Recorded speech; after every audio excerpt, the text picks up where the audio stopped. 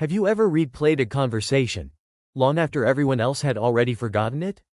Maybe someone replied with a simple, okay, and somehow, your mind turned one word into 100 different possibilities. Were they upset? Did I say something wrong? Should I have explained myself better? Maybe I shouldn't have said anything at all. The strange part is, you know you're probably overthinking.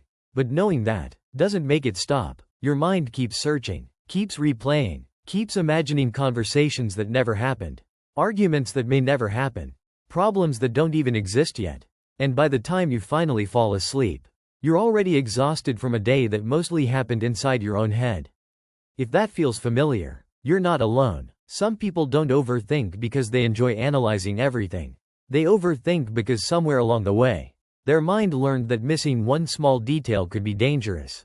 So it started checking everything, then checking it again, then imagining every possible outcome, just in case. At first, it felt responsible. It felt smart. It felt like being prepared.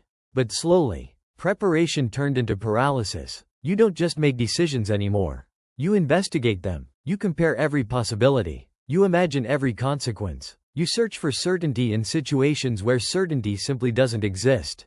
Even choosing what message to send can become a 10-minute debate inside your own mind. You type, delete, rewrite, delete again, read it one last time, then wonder if sending nothing would somehow be better. And here's what's difficult for people who don't overthink to understand. You're not trying to be difficult.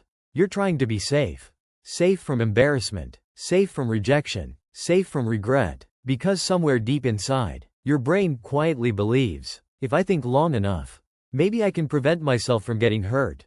For a little while, that belief feels comforting. It creates the illusion of control.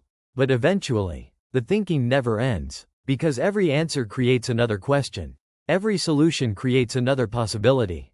And suddenly, your biggest source of stress isn't life itself. It's your own thoughts. Pause for a second. Think about the last decision you made. Was it actually difficult? Or did your mind make it difficult? Sometimes, those aren't the same thing. Many people believe overthinking means having a busy mind. But that's only part of the story. A busy mind eventually rests. An overthinking mind rarely feels like it has permission to.